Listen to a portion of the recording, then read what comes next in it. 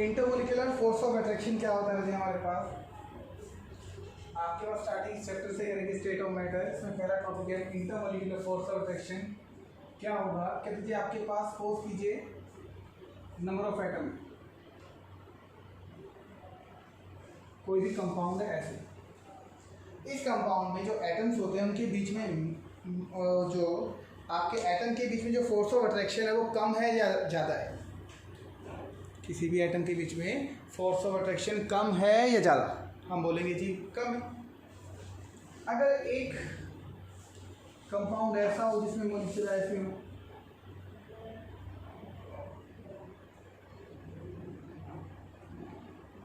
बिल्कुल पास पास हो, इसमें फोर्स ऑफ अट्रैक्शन क्या होगा? ज़्यादा। और बहुत ही दूर दूर कर देंगे ऐसे तो क्या होगा जी? बहुत ही कम।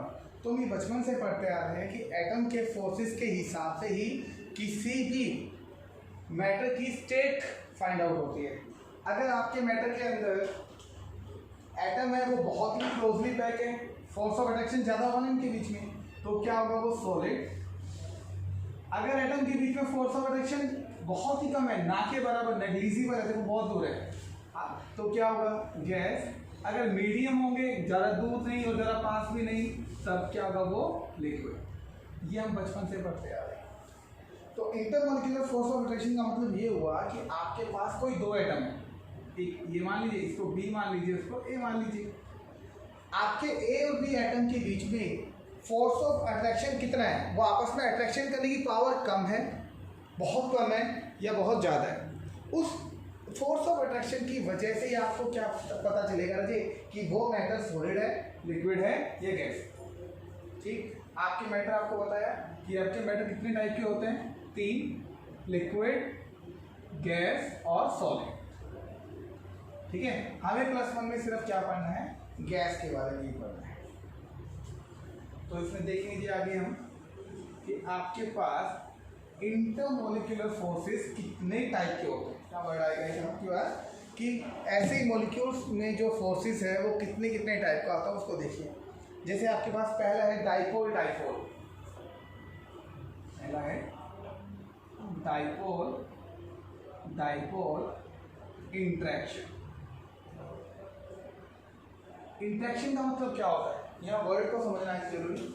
इंटरेक्शन का मतलब होता है कि दो मॉलिक्यूल आपस में अट्रैक्ट होना, दो मॉलिक्यूल का आपस में अट्रैक्ट होना। अब जैसे सपोज करो ये ए बी है, एक तो ये डिस्टेंस हुआ, एक ए बी की ये डिस्टेंस हुई, तो देखो आप भी बोलेंगे इस कंडीशन के अंदर ए या तो आप मान लो 1 और ये आपका 2, दोनों के केस के अंदर किस में अट्रैक्शन ज़्यादा हुई? फर्स्ट वाले में, सेकंड वाले में? हम बोलेंगे फर्स्ट वाले में। क्यों? क्योंकि मॉलिक्यूल की डिस्टेंस क्या है?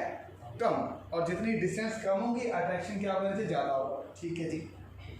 अब उससे पहले ये समझने के लिए आपको इसका मतलब समझ में आना चाहिए, डाइपोल डाइपोल इंटरेक्शन क्या होता है।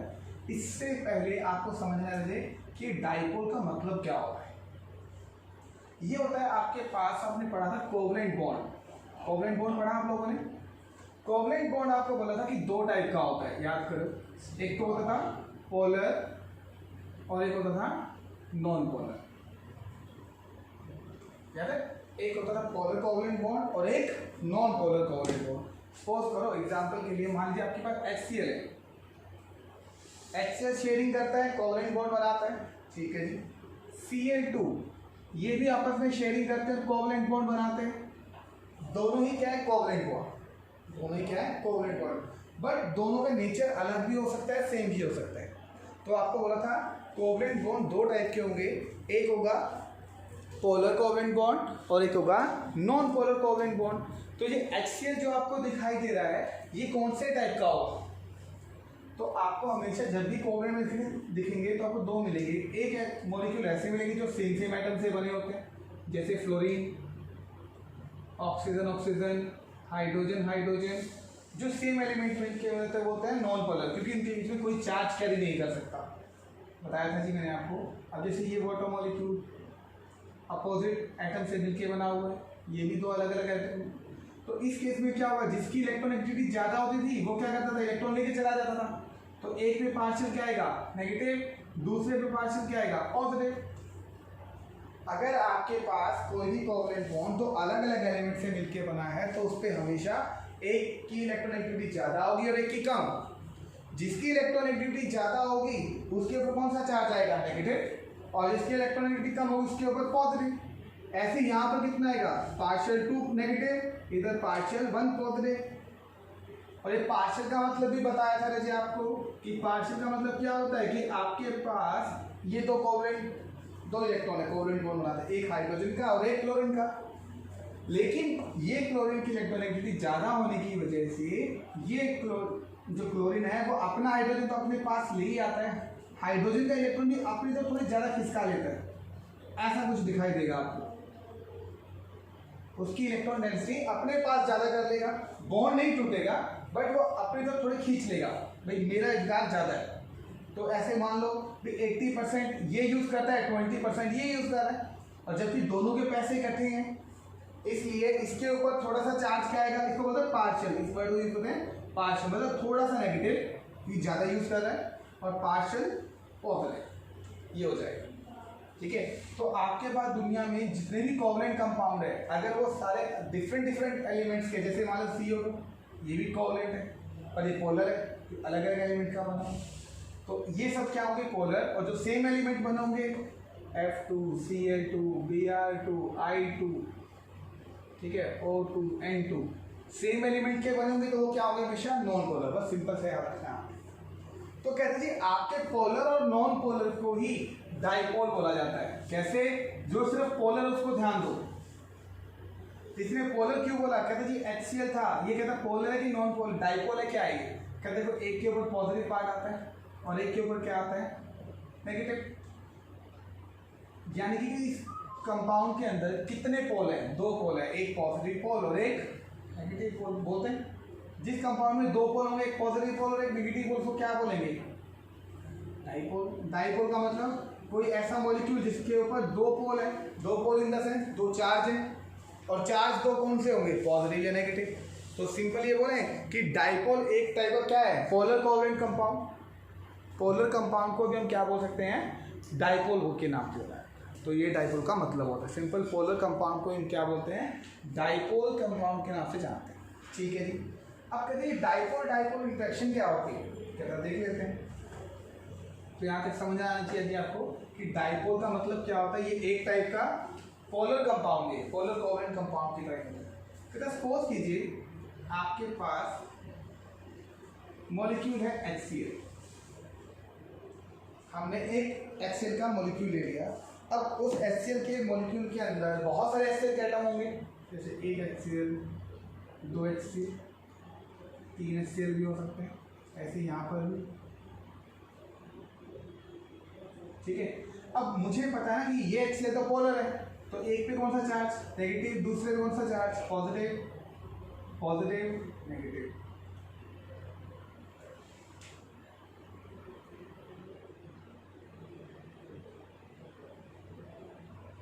ये बात ठीक है।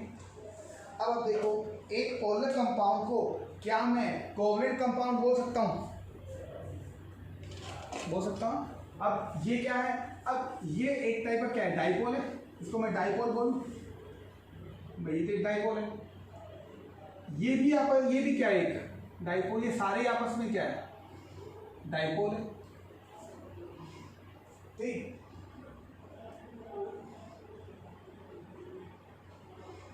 ये डाइपोल।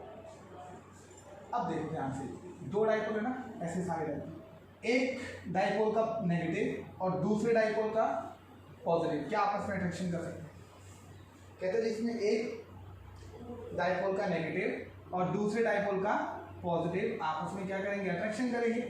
ऐसे ये भी कर सकते हैं, क्या ये करेंगे, बिल्कुल करेंगे। तो कहते हैं अब आप बोलो ये जो अट्रैक्शन है ये वाले, ये कौन सी अट्रैक्शन है, कहते हैं ये 2 डाइपोल डाइपोल के बीच में अट्रैक्शन है। तो ऐसी डाइपोल को हम क्या बोलेंगे, डाइपोल डाइपोल इंटरेक्शन के नाम से, अट्रैक्शन भी बोल सकते हैं, ये बात है, तो उसको बोलते हैं डाइपोल डाइपोल इंटरेक्शन के नाम से जाना जाता है।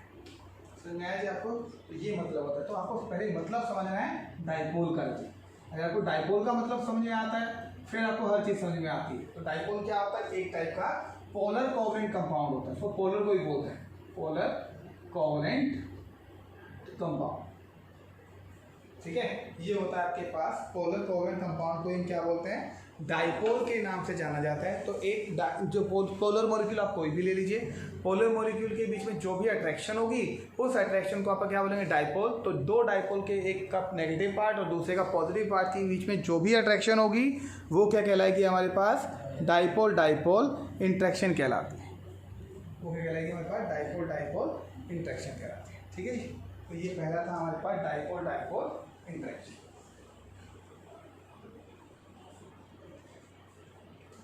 ऐसे होगा दूसरा था हमारे पास आयन डाइपोल इंटरेक्शन।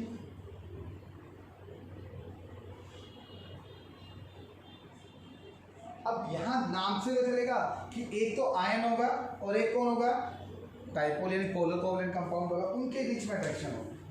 तो डाइपोल का मतलब हमने समझा ना कि कौन होते हैं, कि जिसके पास क्या होगा, पोलर कोवलेंट कंपाउंड होगा, उसको। आयन्स क्या होते हैं, याद करो भी आयन्स क्या होते थे।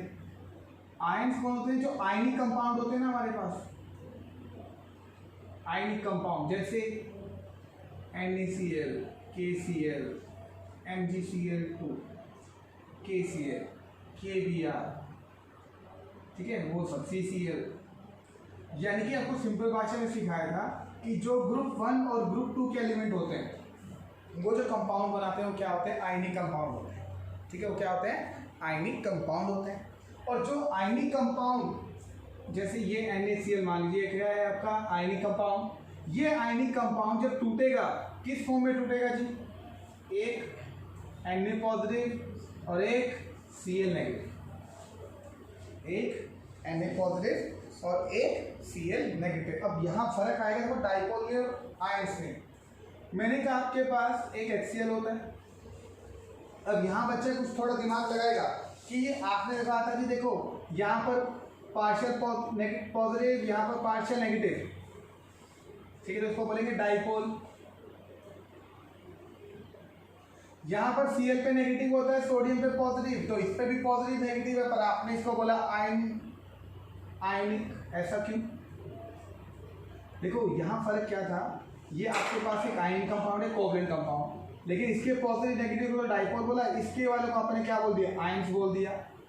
ऐसा क्यों जी, तो आंसर क्या रहेगा, आपको पता है ना HCl जो होता है वो कभी भी इसका बॉन्ड टूटता नहीं है। वो क्या करेगा, थोड़े से बॉन्ड अपनी तरफ ले आएगा इसके बॉन्ड्स को, तो इसलिए इसमें थोड़ा सा नेगेटिव चार्ज और इसमें थोड़ा सा पॉजिटिव।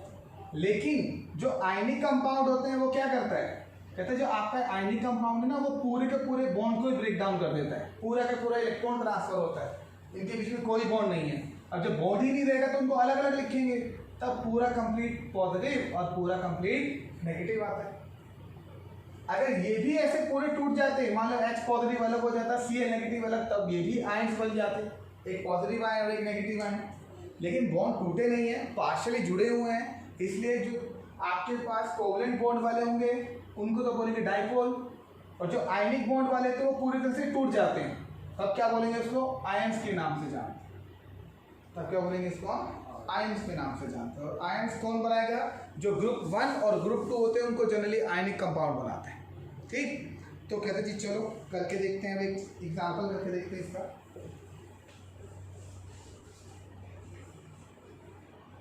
कहते थे आपके पास क्या किया,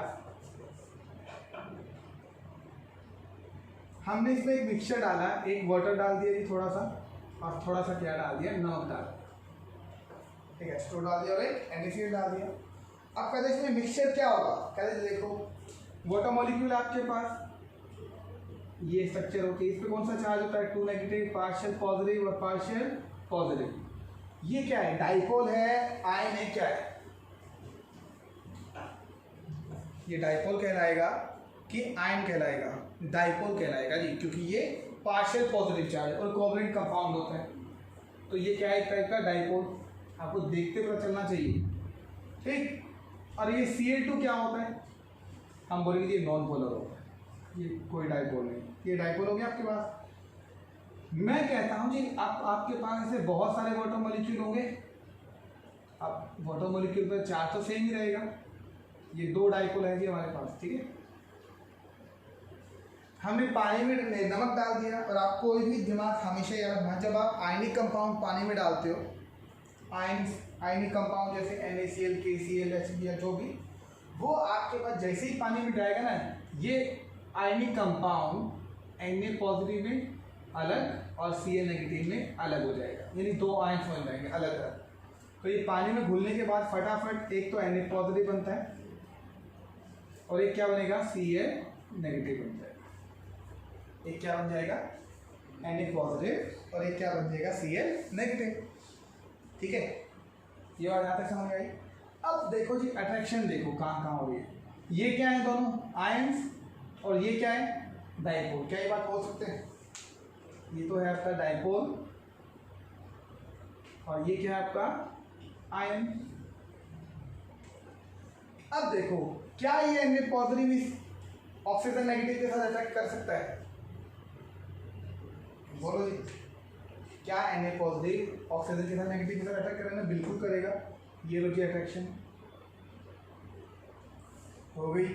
ऐसे क्या ये Cl नेगेटिव इस हाइड्रोजन के साथ अटैक करेगा, बिल्कुल हो गई। अब बताओ अट्रैक्शन जो है वो किस किस के बीच में हो रही है, एक आयन मॉलिक्यूल है और एक कौन है, डाइपोल। तो हम क्या बोलेंगे, अट्रैक्शन किसके बीच में हो रही है,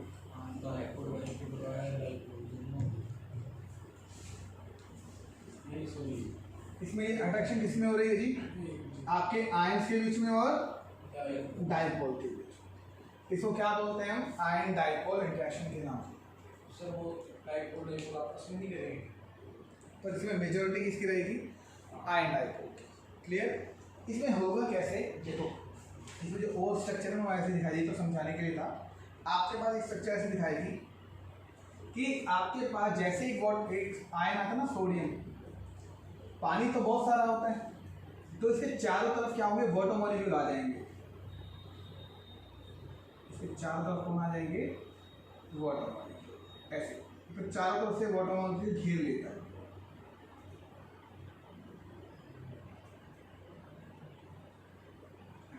चारों तरफ। अब जैसे इसको चारों तरफ से वाटर मॉलिक्यूल घेर लेगा तो सब में क्या होगी, अट्रैक्शन होगी। ठीक है, तो सब पे कौन सा चार्ज है, पार्शियल नेगेटिव नेगेटिव नेगेटिव। तो देखो अब क्या ये पॉजिटिव थी, सबके साथ अट्रैक्शन करेगा, एक स्ट्रॉन्ग बॉन्ड बना लेगा। तो अब अट्रैक्शन किस किस के बीच में हो रही है, तो आप बोलोगे जी देखो पॉजिटिव और नेगेटिव के बीच में, यानी क्या बोलेंगे, आयन और डाइपोल के बीच में। तो ये कौन सी अट्रैक्शन हुई, कहते हैं अट्रैक्शन हुई आयन की और डाइपोल की, तो इसलिए इसका नाम क्या होगा, आयन डाइपोल अट्रैक्शन। ठीक है, तो कहते हैं जी सोडियम को तो कौन कौन घेर लेते हैं, वाटर मॉलिक्यूल। वाटर मॉलिक्यूल में भी दो पार्ट होते हैं, कौन कौन से, एक पॉजिटिव पार्ट होता है हाइड्रोजन वाला, और एक क्या होता है, नेगेटिव पार्ट ऑक्सीजन वाला। तो जब सोडियम को तो ऐसे घेर लेंगे तो क्लोरीन को भी तो होगा ना, आपके पास क्लोरीन भी तो है नेगेटिव की फॉर्म में। अब उसको वाटर मॉलिक्यूल कैसे घेरेंगे, कहते हैं वो ऐसे करते हैं इसके साथ।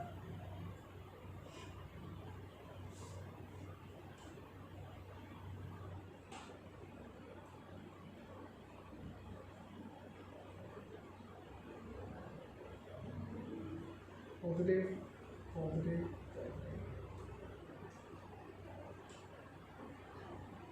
ये देखो ये नेगेटिव क्या इन सभी के पॉजिटिव के साथ अट्रैक्शन करेगा। ठीक है, तो ये भी कौन सा होगा, आयन और डाइपोल। तो ये दोनों एग्जाम्पल किसके आना चाहिए, आयन डाइपोल इंटरेक्शन के है, कि जब भी आप एक NaCl कोई भी नमक पानी में डालते हो तो जो आपका आयनिक कंपाउंड है वो आयंस में कन्वर्ट हो जाएगा, Na पॉजिटिव अलग और Cl नेगेटिव अलग हो जाते हैं। ठीक है, जैसे ही अलग हो गए तो एक वाटर मॉलिक्यूल सोडियम को पकड़ लेगा, उसके साथ अट्रैक्शन करके एक स्ट्रॉन्ग बॉन्डिंग बना लेता है, और दूसरा क्लोरीन को भी अलग से बॉन्डिंग बना के एक स्ट्रॉन्ग बॉन्ड बना लेता है, अट्रैक्शन करता है। इस टाइप के अट्रैक्शन होते हैं। तो अट्रैक्शन को क्या बोलते हैं, कहते हैं जी आयन होता है और एक डाइपोल होता है, तो इसको क्या बोलेंगे, आयन डाइपोल, आयन डाइपोल। इस अट्रैक्शन क्या बोलते हैं, आयन डाइपोल होता है। Na पॉजिटिव की तरफ देखो, ध्यान दो, ऑक्सीजन एक सर्कल बनाए हुए हैं, क्योंकि खुद के ऊपर पॉजिटिव तो ऑक्सीजन ही अट्रैक्ट करेगा।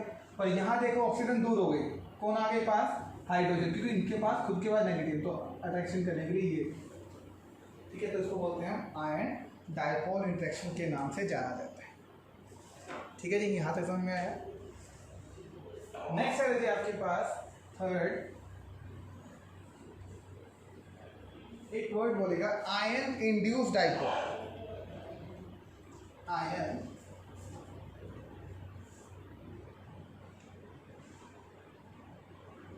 Induce dipole interaction. अब ये क्या है?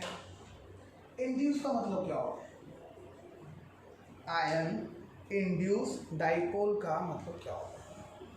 इंड्यूस का मतलब क्या होता है? जनरेट करना, प्रोड्यूस करना, किसी चीज़ को बनाना, उसको क्या बोलते हैं? इंड्यूस के नाम पर। अब यहाँ ध्यान देना, मैं एक कॉम्बिनेशन बनाना चाहता हूँ। मेरे पास है, आपके पास एक कंपाउंड डाला मैंने NaNO3, ठीक, और दूसरा डाला मैंने I2 आयोडीन। ठीक, समझने वाला अच्छा है। अब आप खुद देखो, ये कौन सा कंपाउंड है? ये डाइपोल है, आयनिक कंपाउंड है, क्या है? आयनिक है। कैसे लग रहा? सोडियम दिखाई दे रहा होगा। जहां पर सोडियम मैग्नीशियम ग्रुप 1 और ग्रुप 2 का एलिमेंट मिल जाए तो झट से वो दो आयनिक है। तो ये तो आपका आयनिक कंपाउंड है। और ये क्या आपका नॉन पोलर कंपाउंड। देखो ये जैसे ही इसको आयोडीन को डालें तो ऐसे होगा, कोई चार्ज नहीं होगा जी, ठीक है। इसमें इलेक्ट्रॉन क्या होंगे? दोनों के दोनों बराबर ऐसे रहते हैं। आयनिक कंपाउंड होते तो आयंस में टूट जाएंगे, Na पॉजिटिव अलग हो जाएगा और NO3 क्या होगा? अलग हो जाएगा, ठीक। अब होगा क्या है, थोड़ा सा ध्यान देंगे कि मान लीजिए ऐसा होता हो कि NO3 ने जो आयन है वो इसके पास चला जाए, थोड़ा सा पास चला जाए। जैसे ही इसके पास जाएगा तो क्या होगा? कहते कि आपका ये NO3 नेगेटिव है और ये आयोडीन है, ये कोई चार्ज नहीं है। बट आपको देखो, जब कोई भी चार्ज स्पीशीज किसी नॉन पोलर के बीच में जाएगी, नॉन पोलर के पास जाती है ना, तो ये क्या करेगा? इसको अट्रैक्ट करने की कोशिश करेगा। सुनो ध्यान से, ये NO3 है पूरा पूरा आयन। ये NO3 इस आयोडीन को बोलेगा कि मेरे साथ अट्रैक्शन करेगा। ये आयोडीन कहेगा यार कि मैं तो नहीं कर सकता। क्यों? क्योंकि भाई मेरे पास ना तो पॉजिटिव चार्ज है, क्योंकि तेरे साथ अट्रैक्शन करने के लिए मुझे क्या चाहिए? Positive charge. मेरे पास पॉजिटिव नहीं है। कहता क्यों नहीं है? कहता दोनों की हमारे ना इलेक्ट्रोनेगेटिविटी सेम है, ना तो ये इलेक्ट्रॉन खींच के ले जा सकता, ना मैं इसको जाने दूंगा। तो वो कहेगा कि कोई बात नहीं, तो मेरे साथ अट्रैक्शन कर, अपनी बॉन्डिंग ज़्यादा उसको। अब ये देख रहा, कहता तू मेरे साथ बॉन्डिंग कर ले, आप ज़्यादा ऐश करेंगे। कहता फिर वो थोड़ा ये वाला दिमाग लगाता है कि यार मुझे इसके साथ बॉन्डिंग करने में फ़ायदा है कि मुझे इसके साथ रहने में फ़ायदा है। तो इसको लगता है कि ये आयन है और इसके साथ बॉन्डिंग करके मैं ज़्यादा खुश रहूँगा, तो इसके लिए इसको क्या करना पड़ेगा? ये इलेक्ट्रॉन इसको देना पड़ेगा, तभी पॉजिटिव आएगा और तभी अट्रैक्शन होगा। तो ये क्या करता है? इसको अपने इलेक्ट्रॉन दे देगा, टू चार दफा। जैसे इसको इलेक्ट्रॉन दे देगा, यहाँ आ जाएंगे तो इस पर कौन सा चार्ज क्रिएट हुआ और इस पर कौन सा चार्ज हुआ? अब ये क्या बन गया? कि डाइपोल बना। पहले नहीं था, पहले नॉन पोलर था, है ना।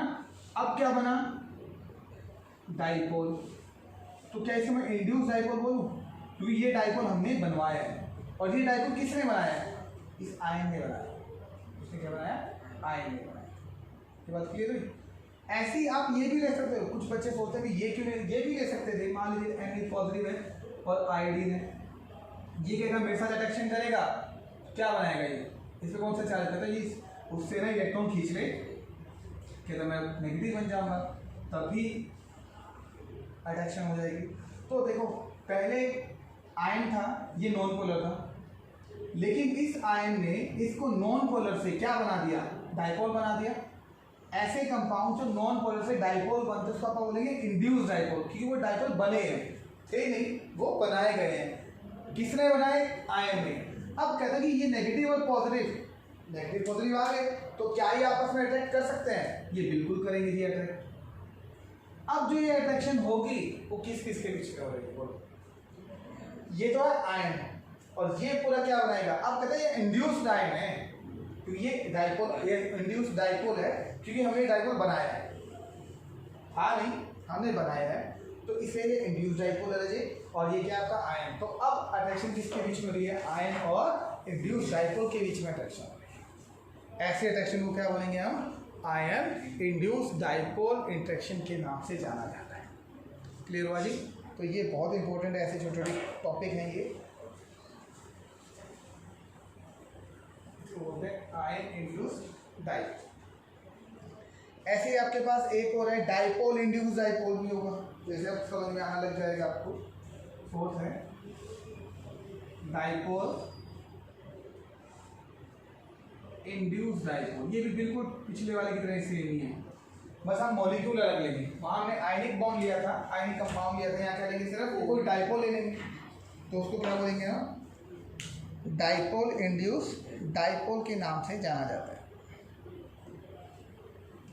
ठीक है। अब जैसे सपोज करो हमने यहाँ पर कुछ भी ले लिया, जैसे सपोज करो हमने यहाँ ले लिया HCl ले लिया, HCl ले लिया। अब ये क्या है, एक टाइप का डाइपोल। ठीक है। अब एक मैंने ले लिया नोबल गैस ले लिया, सपोज करो कोई भी नियोन ले लिया, नियोन का एक एटम ले लेता हूँ। नियोन के एटम ये सारे के सारे नोबल गैस क्या होते हैं, नॉन पोलर होते हैं। क्या होते हैं, नॉन पोलर। ठीक है। आप इसको भी हटा के ना चाहिए, आप फिर क्या कर लो, आयोडीन ले लो, ज़्यादा समझ में आएगा। डाइपोल हुआ, ये क्या हुआ आपका, नॉन पोलर, कोई चार्ज नहीं। लेकिन आपके पास HCl के ऊपर नेगेटिव चार्ज होता है, इसके ऊपर पॉजिटिव, तो ये देखो जी आपके पास ऐसा रहेगा। लेकिन जब ये आयोडीन के साथ जाता है तो कुछ भी नहीं। ये कौन सा है, डाइपोल है, ये भी नॉन पोलर है। वही सेम, ये नेगेटिव वाले मेरे साथ अट्रैक्शन करेगा, कहता है चल देखता हूँ। इसको अट्रैक्शन करने के लिए क्या चाहिए, ऑब्वियसली वही नेगेटिव को छोड़ देगा। तो जैसे ही छोड़ेगा तो ये क्या बन जाएगा, यहाँ पर पार्शियल नेगेटिव और पार्शियल पॉजिटिव। क्या बन गया ये, इंड्यूस्ड डाइपोल। पहले नॉन पोलर था डाइपोल, तो इंड्यूस्ड डाइपोल। और ये कौन है आपके पास, कहते हैं पहले ही डाइपोल है। तो अब अट्रैक्शन किस किस के बीच में हो रही है जी, डाइपोल और इंड्यूस्ड डाइपोल। उसको क्या बोलते हैं हम, डाइपोल इंड्यूस्ड डाइपोल इंटरेक्शन के नाम से जाना जाता है। समझ में आता है जी। ये था आपके पास डाइपोल इंड्यूस्ड डाइपोल के नाम से जाना जाता है। ऐसे ही आपके पास एक और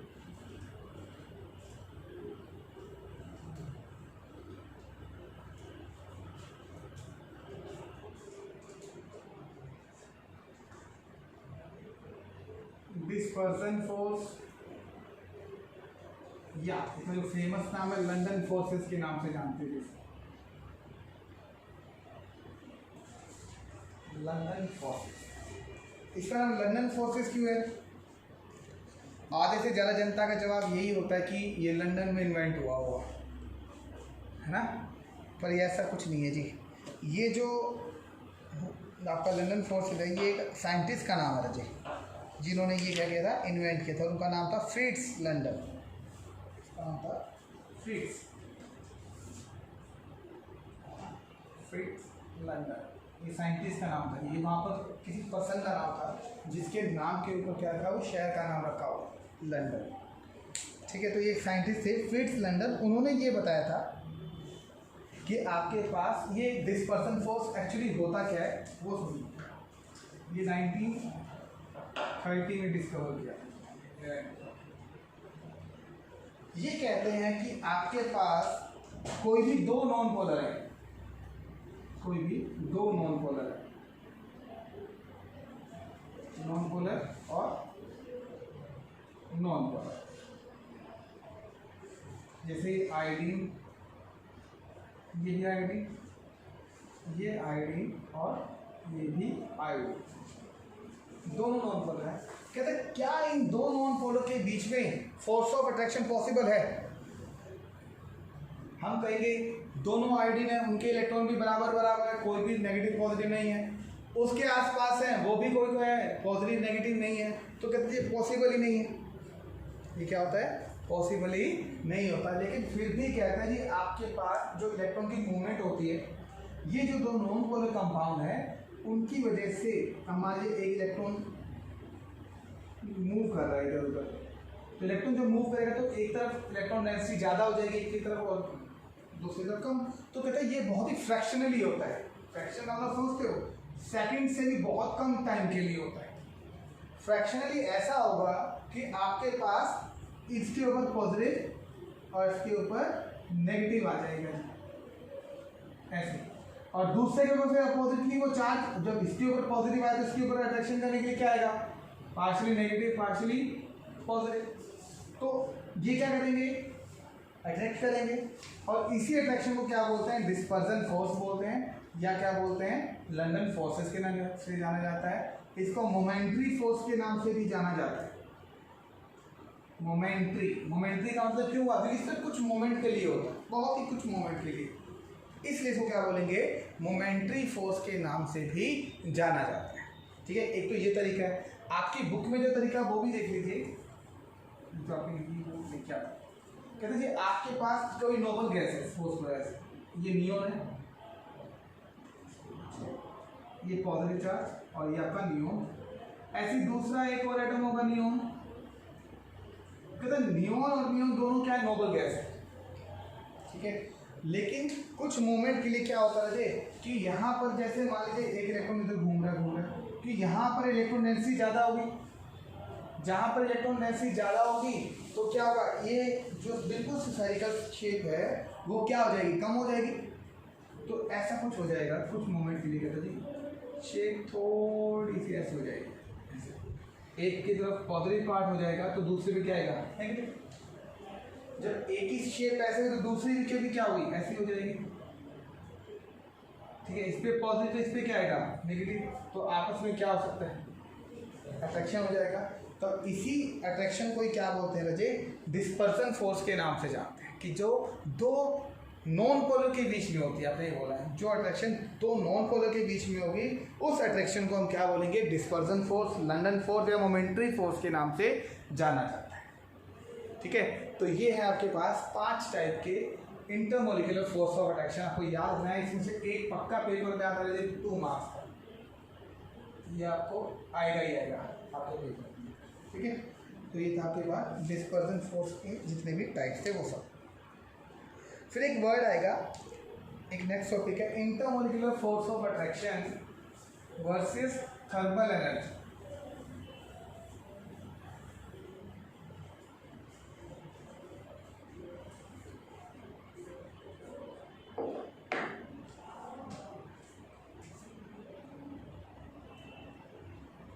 Intermolecular force of attraction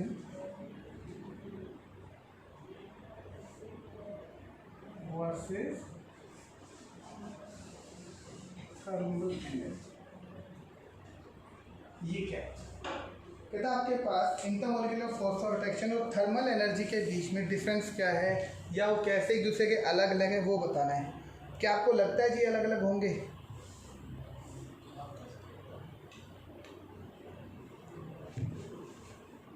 पहले तो इन दोनों का मतलब समझो क्या होता है।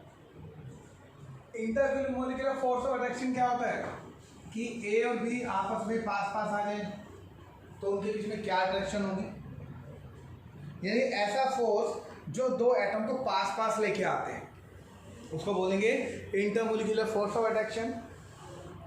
और थर्मल एनर्जी क्या होती है, जब हम किसी भी सब्सटेंस को हीट करते हैं तब उसमें से जो एनर्जी निकलती है वो होती है, लेकिन वो थर्मल एनर्जी काम क्या करती है, किसी भी सब्सटेंस को जब आप हीट करोगे तो उसके मॉलिक्यूल बताओ पास पास रहेंगे कि दूर दूर हो जाएंगे, ये तो किसी भी चीज़ को हीट करेंगे तो उसके मॉलिक्यूल, उनके अंदर मॉलिक्यूल के अंदर काइनेटिक एनर्जी ज़्यादा होगी, भाग जाएंगे दूर दूर। तो जब आप किसी भी चीज़ को हीट करते हो तो मॉलिक्यूल की एनर्जी क्या होती है, बढ़ जाती है और मॉलिक्यूल दूर दूर हो जाते हैं। तो यानी कि 2 वर्ड देखो ध्यान से, थर्मल एनर्जी मॉलिक्यूल को दूर दूर करती है और फोर्स ऑफ अट्रैक्शन क्या करता है, दोनों को नज़दीक लेके आता है, दोनों एक दूसरे क्या बिल्कुल उल्टा। क्लियर हुई बात? तो आपके पास अब हम देखेंगे कि इनके और कौन से फैक्टर है और कैसे कैसे किस में क्या ज़्यादा होता है। आपके पास एक सॉलिड, कोई भी सॉलिड सब्सटेंस, अब सॉलिड सब्सटेंस में क्या होता है, मॉलिक्यूल पास पास होते हैं,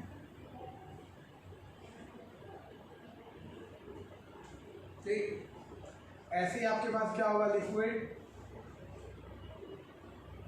लिक्विड में थोड़े से दूर दूर हो जाएंगे,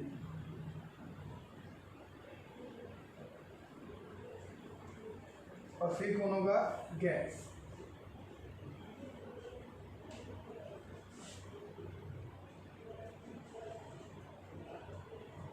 ये होता है, ऐसे ही होता है एटम का पैटर्न। ये आपने 9th 10th में पढ़ा होगा। कहते ये हमारे एटम का पैटर्न है, आपके चाहे सॉलिड है, लिक्विड है या गैस है। आपको सिर्फ ये पता करना है कि थर्मल एनर्जी ज़्यादा किसमें है कि इंटरमॉलिक्यूलर अट्रैक्शन ज़्यादा है। दो चीज़ें पढ़ते हैं, एक लिख लेते हैं इंटरमॉलिक्यूलर फोर्स ऑफ अट्रैक्शन। सिर्फ अट्रैक्शन नाम भी चलेगा, कोई दिक्कत नहीं है। और इधर लिख लेते हैं थर्मल एनर्जी।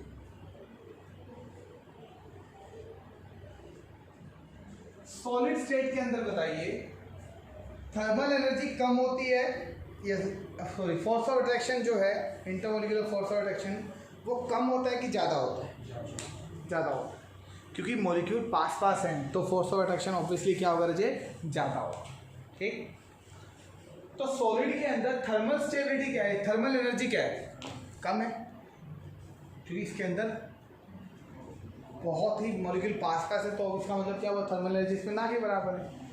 और इंटरमॉलिक्यूलर फोर्स ऑफ अट्रैक्शन और थर्मल एनर्जी एक दूसरे के उल्टा होते हैं।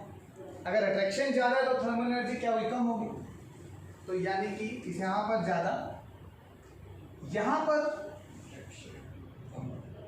पर इंटरमॉलिक्यूलर फोर्स ऑफ अट्रैक्शन क्या होगी, कम होगी। किसके मुकाबले, सॉलिड के मुकाबले। और यहाँ पर और भी कम। तो मैं एक ट्रेंड बोलूँ, intermolecular force of attraction solid से गैस में जाते हुए क्या हो रही है, डिक्रीज हो रही है। देखो ये हाईएस्ट, थोड़ी लो और लोएस्ट, तो क्या हो रहा है, डिक्रीज। क्या ये बात ठीक है? यहाँ पर ज़्यादा थी, कम हो गई अट्रैक्शन और भी कम, तो डिक्रीज होती जा रही है।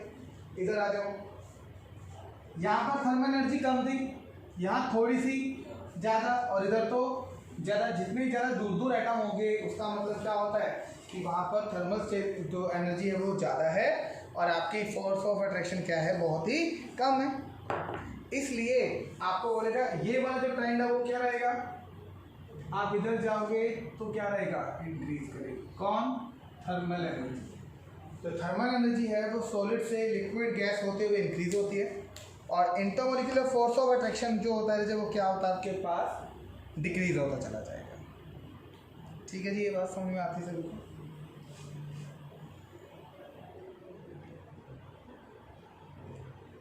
फिर आपसे कोई ये पूछे, जैसे अब इन दोनों थोड़ा सा मोल्ड कर लेते हैं। सॉलिड स्टेट, सॉलिड के अंदर थर्मल एनर्जी बिल्कुल जीरो होती है, ऐसे कह लो, तो ये तो है ही नहीं। और 100% कौन है, यही। गैसेस के अंदर फोर्स ऑफ अट्रैक्शन होता ही नहीं, बिल्कुल जीरो। सब क्या होती है, थर्मल एनर्जी ही होती है। ऐसी कौन सी स्टेट है जिसके अंदर थर्मल एनर्जी भी होती है और फोर्स ऑफ अट्रैक्शन भी होता है, कौन सी होती है, लिक्विड। कितना आसान सा है ना। तो आपको सिंपल सी एक लाइन कि आपके पास in both liquid and solid there molecular exist together.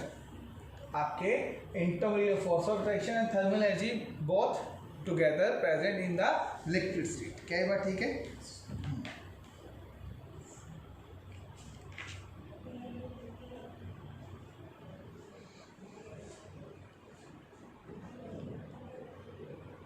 एक वर्ड आएगा रजे, मेल्टिंग पॉइंट क्या होगा। ऐसे कुछ छोटे छोटे टर्म्स आएंगे आपके पास, एक वर्ड यूज करेगा मेल्टिंग पॉइंट, भी आगे हमारे इसमें आएंगे। जैसे स्टेट में एक मेल्टिंग पॉइंट होता है और एक आपका बॉइलिंग पॉइंट होता है। क्या मतलब होता है, what do you mean by melting point? और मेल्टिंग पॉइंट सॉलिड का होता है, मेल्टिंग पॉइंट जिस टेंपरेचर से मैच होता है। देखो आपको एक सिंपल सी डेफिनेशन में ये बोलेगा, melting point is the temperature at which a solid melt to form a liquid.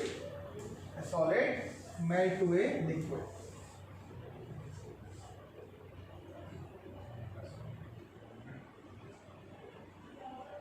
देखो यार सिंपल सी बात, कोई भी चीज सॉलिड है, वो सॉलिड को आप गर्म करो गर्म करो गर्म करो गर्म करो करते जाओ जब तक वो क्या नहीं होती, लिक्विड में कन्वर्ट नहीं।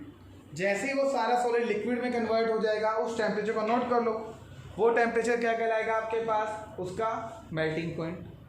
क्या कहलाएगा उसका? मेल्टिंग पॉइंट कहलाता है। ठीक है जी। ऐसे बॉइलिंग पॉइंट भी तो होगा। जो लिक्विड होता है वो ये हाँ, लिक्विड मेल्ट्स, ये liquid boils to a gas.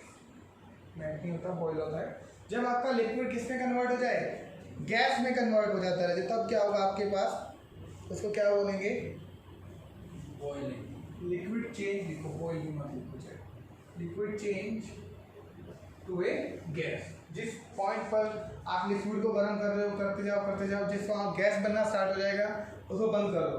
उस पॉइंट को आप कैप्चर करो जी, कितने में बोला है ये गैस में कन्वर्ट हो रहा है, आप बोलोगे जी पर्टिकुलर टेम्परेचर क्या बोलेंगे उसका, बॉइलिंग पॉइंट। वाटर का बॉइलिंग पॉइंट कितना होता है, 100 डिग्री। ठीक है, इसको क्या बोलेंगे, 100 डिग्री। पर जो आपके टेम्परेचर होता है उसका केल्विन यूनिट क्या होता है, टेम्परेचर का केल्विन यूनिट क्या होता है बोलो, सॉरी केल्विन यूनिट क्या बोल रहा हूँ मैं टेम्परेचर का ऐसा यूनिट क्या होता है, केल्विन होता है। आपने हमेशा केल्विन में कन्वर्ट करना है टेम्परेचर। वैसे दो होते हैं, कौन कौन से होते हैं, डिग्री सेल्सियस और केल्विन। डिग्री सेल्सियस और केल्विन। 0 डिग्री किसके बराबर होता है, कन्वर्ट करना भी आना चाहिए रजे। 0 डिग्री किसके बराबर होता है, 273 केल्विन के बराबर होता है। 0 डिग्री किसके बराबर होता है, 273 केल्विन के बराबर होता है रजे। जो भी आपका टेम्परेचर हो ना, जितना भी आपका टेम्परेचर हो, उसके अंदर 273 ऐड कर दो। उसके अंदर आप क्या कर दो, 273 ऐड कर दो, आपको केल्विन में कन्वर्ट हो जाएगा। अगर मैं आपसे पूछूं कि 100 डिग्री सेल्सियस कितने केल्विन के बराबर होता है, तो आप बोलोगे इसमें से क्या ऐड कर दो, इसमें इसी में याद करो, बस इसी के अंदर 273 ऐड कर दीजिए, कितना होगा केल्विन। 25 डिग्री सेल्सियस कितना होता है, 398 केल्विन। 298 केल्विन होता है। क्लियर? मैं कहता हूँ -100 डिग्री सेल्सियस कितना होता है। 173 है। अब भी आपने नेगेटिव नहीं करना है, यहाँ बच्चा गलती करता है। अभी आपने 273 ऐड ही कर रहे हैं, और जब आप 273 ऐड करो तो कितना आ जाएगा, 173 केल्विन आ जाएगा। बहुत सारे बच्चे यहाँ गलती करते हैं कि केल्विन को भी ना वो नेगेटिव में कन्वर्ट कर देते हैं। नेगेटिव में कभी नहीं आता, केल्विन नेगेटिव में कभी भी नहीं आएगा, पॉजिटिव में ही आएगा। चाहे आपका डिग्री सेल्सियस कितना भी नेगेटिव हो जाए। एक आएगा आपके पास -273 डिग्री सेल्सियस से कितना होता है, कितना होगा, 0 केल्विन के नाम से जानते हैं। इस 0 केल्विन को एब्सोल्यूट टेम्परेचर के नाम से भी बोलते हैं। एब्सोल्यूट टेम्परेचर क्या होता है, 0 केल्विन होता है। एब्सोल्यूट क्या होता है, 0 केल्विन के बराबर होता है। ठीक है जी, तो ये होता है आपके पास। ऐसे ही आपके पास कुछ और यूनिट्स हैं, जैसे आपके पास नंबर ऑफ मोल्स दिए हुए हैं। नंबर ऑफ मोल्स कैसे निकालते हैं, नंबर ऑफ मोल्स निकालने का फॉर्मूला आता होगा जी आपको, क्या होता है, given mass by molecular mass, given mass by molecular mass. ऐसे ही आपके पास वॉल्यूम को भी मेजरमेंट करने के अलग अलग तरीके हैं। जैसे 1 ml कितने सेंटीमीटर क्यूब के बराबर होता है, 1 ml कितने सेंटीमीटर क्यूब के बराबर होता है, 1 ml equal to 1 centimetre cube.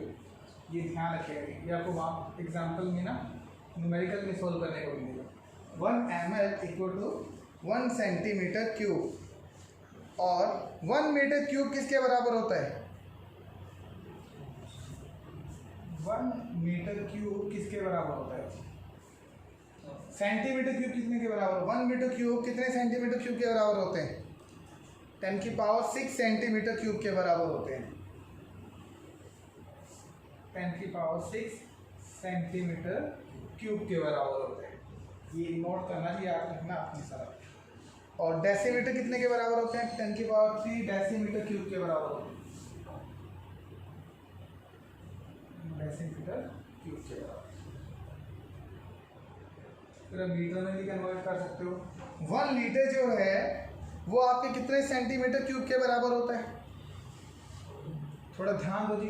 1 litre जो है वो कितने सेंटीमीटर क्यूब के बराबर होगा? 10 की पावर 9।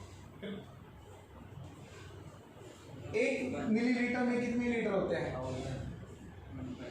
1000। जब 1000 मिलीलीटर कितने सेंटीमीटर क्यूब के बराबर होंगे? 1000 सेंटीमीटर क्यूब के बराबर ही होंगे।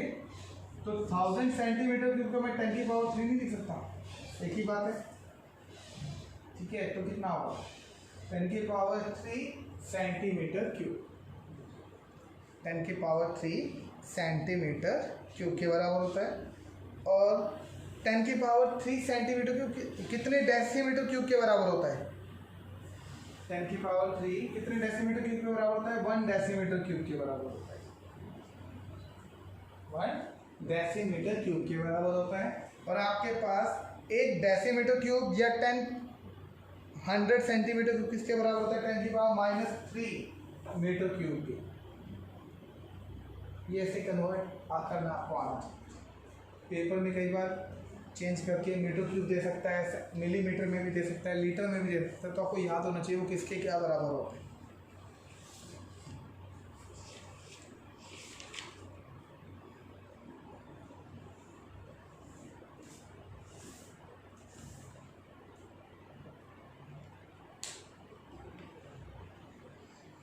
ठीक है, ये तो हो गई वॉल्यूम के लिए। ऐसे आपके प्रेशर के लिए भी होता है। प्रेशर को किस किस यूनिट से नापा जाता है? मेजर करोगे बताओ। बहुत यूनिट होते हैं, जैसे एटमॉस्फेरिक प्रेशर होता है, एटमॉस्फेयर से नापते हैं। ठीक है, दूसरा mm से भी, मिलीमीटर। ठीक है, और टोर से भी, टोर होता है, टोर mm, और आपके ATM पास्कल भी बोलते हैं, बार में भी आता है। तो ये सब चीज़ें तो इसमें लिखिए। 1 एटमॉस्फेयर किसके बराबर होता है? 1 एटमॉस्फेरिक प्रेशर 760 टोर के बराबर होता है। 1 एटमॉस्फेयर किसके बराबर होता है? 760 टोर के बराबर होता है। और या 760 mm के बराबर भी होता है, एक ही बात है। 760 mm के बराबर भी इसका प्रेशर होता है। फिर आपके पास बोलेगा कि 1 एटमॉस्फेरिक प्रेशर कितने बार के बराबर होता है? 1 एटमॉस्फेयर कितने बार के बराबर होता है? 0.01325 बार के बराबर होता है। 1 एटमॉस्फेयर 0.01325 के बराबर। ठीक है, ऐसे होता है जी आपके पास। फिर एक आएगा 1 एटमॉस्फेयर कितने पास्कल के बराबर होता है? 1 एटमॉस्फेयर कितने पास्कल के बराबर? 0.1325 पास्कल के बराबर होता है। 1 एटमॉस्फेयर किसके बराबर होता है? 0.01325 पास्कल के बराबर होता है जी। ठीक है, तो ऐसे अलग अलग यूनिट भी आप इसको फाइंड आउट किया जा सकता है। ठीक है जी, तो ये था जी इसका इंट्रोडक्शन टॉपिक कि आपके पास कितने फोर्स ऑफ अट्रैक्शन होते हैं, इंटरमोलिकुलर फोर्स ऑफ अट्रैक्शन के बीच में क्या डिफरेंस है। आपको यूनिट भी आगे यूज़ होंगे ये चैप्टर के अंदर। पास्कल को मतलब प्रेशर में कौन कौन से यूनिट हैं, टेम्परेचर कैसे निकालेंगे, वॉल्यूम का कैसे कैसे कन्वर्ट कर सकते हो, ये सब हमने इस चैप्टर में सीखना है। ठीक है जी, तो आज यहीं तक करेंगे, बाकी कल करते हैं जी।